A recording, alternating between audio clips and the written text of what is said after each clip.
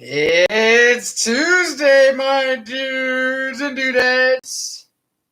We come here every Tuesday to have a cup of coffee with all of you. And if you're lucky, we might even tell a funny joke or even two.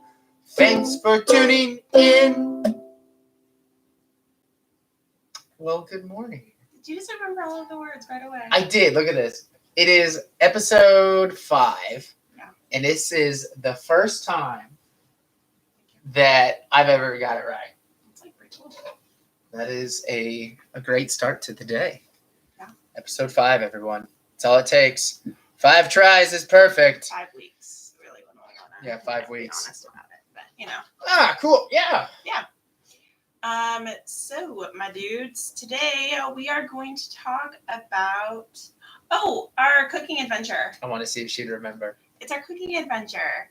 Okay, that's what we're calling it. I just decided. Cooking adventure? Yeah. Title stamped on it right now. It's official. Yeah. Our cooking adventure. So, a couple of nights ago, we watched a wonderful film called Julie and Julia. Julie and Julia. Yeah. It's based on a true story about a woman named Julie Powell who decided in 2002 that she was going to conquer this cookbook that was written by Julia Child. Child! In like the 60s, in the 1960s or so. And so it like parallels their lives from back in the 50s and 60s with Julia Child.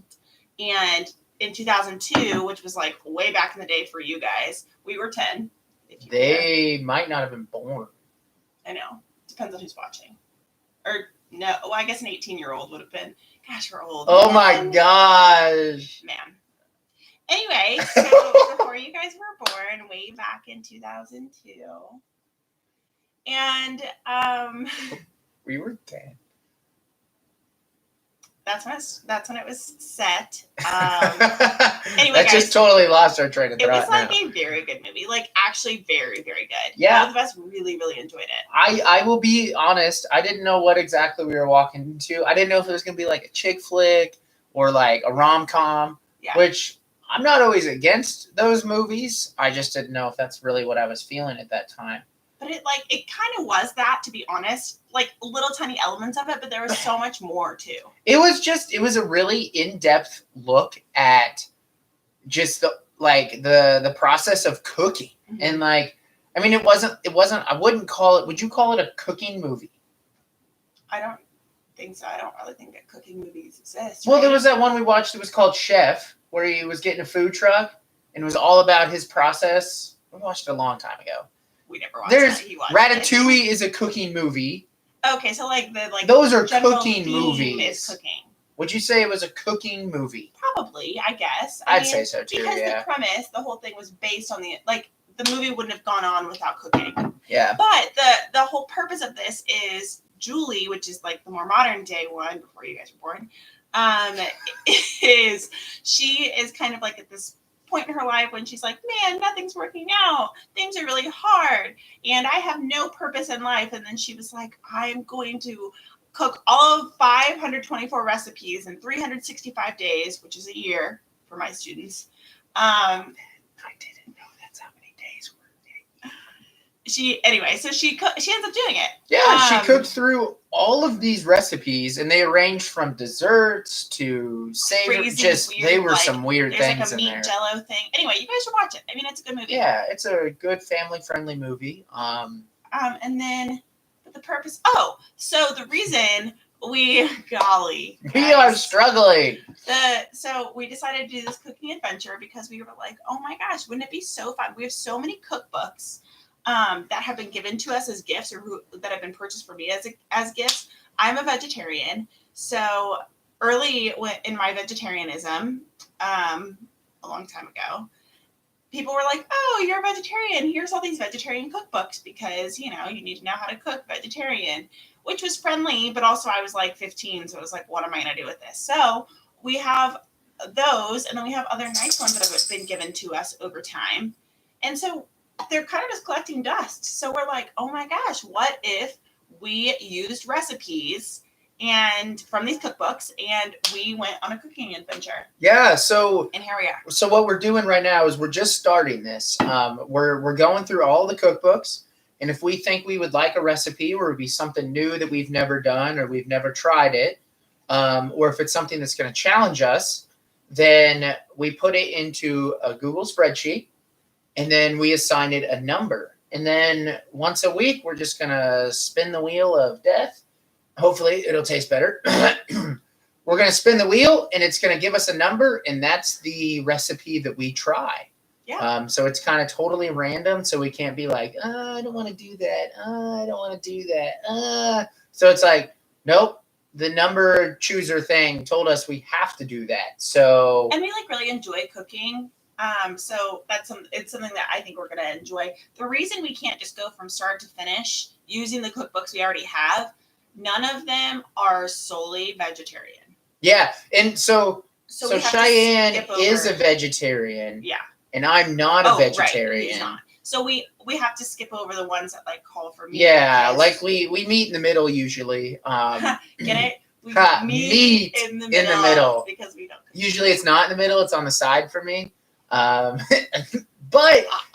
I will be honest. Okay, so here's a little. Some of you might know this. You might not though. Little tidbit. Some story. Backstory. I wanted to say backdrop. Here's some backdrop to my life. No, like a. No, I know, but I thought that was. Speaking of backdrops, our dog is so like it doesn't look like she has a head right now because the sun is like. She's just laying in the sunshine and she's using the euphonium stand as her pillow. She is just loving laying there. Okay, so backstory. I grew up on a cattle farm. It was a cattle. We had like some head of cattle, and then we also farmed. Like we did soybeans, corn, wheat, silo, that kind of stuff. But when we met, one of the first things I knew about her is that she was a vegetarian. And I'm not going to lie, it was kind of a big, like,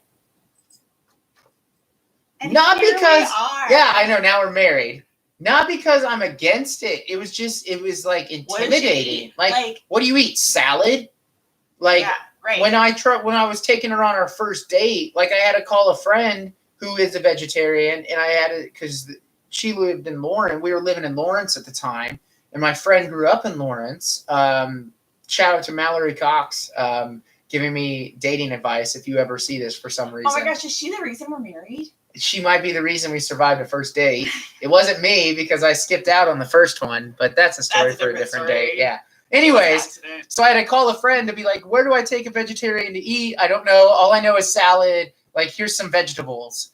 But the reason I'm giving you all of this is I've actually become not close to that.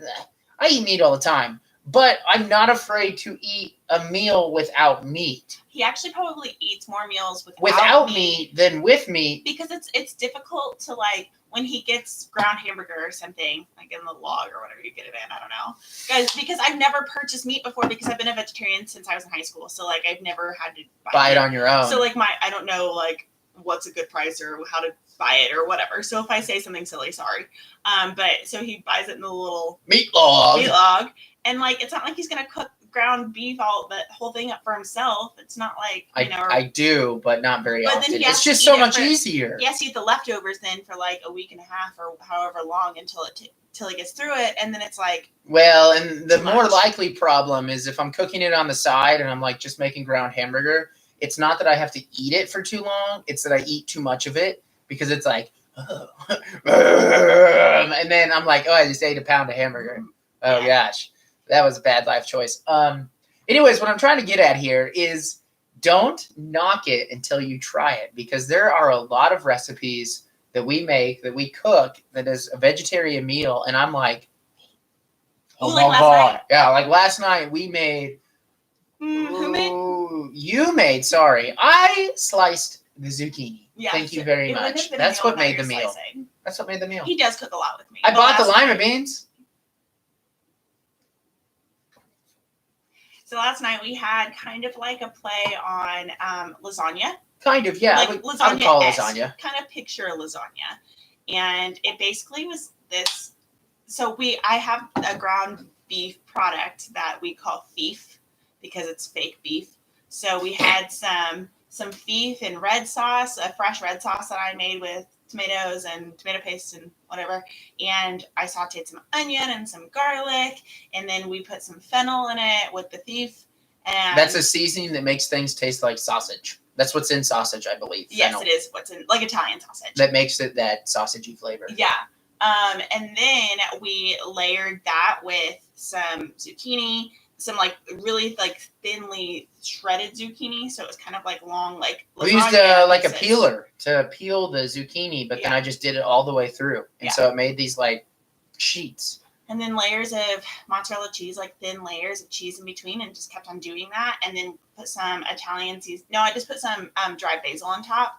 And then I put some shredded Parmesan on the tippy top and let it get all crispy in the oven. And we just kind of put it in the oven and forgot about it. And and then we ate it with a side of lima beans. Yeah. And that was a real experience for me because which is something that you used to really dislike, right? I used to dislike lima beans when I was a kid. And he hasn't eaten them since he was a kid until last night. Yeah. We used to get, I don't know if you get this at school lunch, it was mixed vegetables. And when I was in elementary school, you had to clean your plate because if you clean your plate, you got to put your name on this thing and you got to staple it to the wall. And then once a month, they would draw someone's name off of the wall and you would get a prize. So you clean. What? Yeah. Yeah. Because I clean my plate every single day. It was like if there was food, except mixed vegetable day, I used to pick the lima beans out and I would put them in the fork holder, like on the tray, and then I would put my napkin on top of it, and then I would hold the lima beans there, and then I would show my tray, and it was empty, and then I would have like 3 or 4 lima beans under the napkin. So lunch staff, you need to check everyone's trays because Mr. Ratherts is telling people how to be dishonest. Yeah, sorry. Don't do that. I also don't think... What was the name of your lunch lady? Oh, Mom? No, my mom was not my lunch lady in elementary school. Okay. My mom was my lunch lady in high school, though. Which, you know, it was pretty awesome. I'm not going to lie. It was pretty awesome having a mom as a lunch lady. Yeah. On that note, no. Anyway, so we ate lima beans last night and he enjoyed them. Oh, yeah. Salt and pepper on them. My dad would, if he saw this, he'd be like, well, I ate lima beans on Thanksgiving with a bunch of butter. He likes his lima beans with like so much butter. Julia Child also, like her, I wish I remember her little slogan that she said about butter. Oh, life is better with more butter. Something like that. But it was like something about love. And then she always like moved around so much. She's very eccentric. I mean, and when we're talking butter, you know how butter comes in a box and then there's 4 sticks? Her butter was just like a brick, the same size as 4 sticks. And she would like just chop it and put this like ball of butter. Really Anything can taste good if you cover it in butter, though. And Julia was on Netflix, right? Wasn't it? Yes, it's on Netflix, everybody. There you go. It might be a PG-13 movie. It might be. So maybe run it by your parents. Run it by your parents, please. Yeah. Whoever's watching this. But it's a good watch, I'd say. Yeah, so to round it out, we are going to try to work through some of our cookbooks. Yeah. Maybe suggest this to your parents or yourself if you're cooking. It's a kind of a fun little challenge. We definitely have gotten into a rut of eating a lot of the same meals over and over. Yeah, we have our favorites and they're easy to make and we always have the ingredients for them. And so we've kind of been eating like the same concepts. Yeah. So we're really trying to push ourselves outside of our comfort zone. Out of our comfort zone, out of our abilities. Yeah. So maybe talk to your parents. See if you have some old dusty cookbooks. Everyone does. That you can try some new things out. Maybe just try one even. Yeah, even just one. I mean, and we're finding that like really with some of these, we have a couple that like some of the ingredients are like crazy weird, like octopus. Yeah, one of them had octopus in it, and I was like, I don't even know where to get octopus. But then some of them have things that you'll just have around the house. So yeah, so real quick to finish up here, favorite recipe you're looking forward to trying. I know I've been the one kind of looking through the book, so if you got one real quick. I looked a little bit yesterday, and I saw this asparagus Parmesan chip poached egg thing that looks really delicious. Yeah, and mine, it's not really different, but it is a breakfast pie. So it's like a pie with like scrambled eggs and sausage and just all sorts of like breakfast stuff inside of a pie, which I'm really excited for. Yeah. Yeah. Ooh, what was that thing that we saw Julia Child make? What was that with all the meat? Oh my God! Pate. It was like a meat. It was pate. It was nasty. There was a. If you guys want to watch a video of Julia Child, you can watch her make this crazy meat log thing with so much meat. It was disgusting. Okay. Anyway, well, have a good week, guys. Have a good week, everyone. We will see you next Tuesday. Bye. Oh wait, what did she always say, Julia Childs? She always goes, "Bon appetit." Bon appetit. It's Julia Childs and bon appetit. She's a Southern man, apparently. Goodbye. Bye. Goodbye.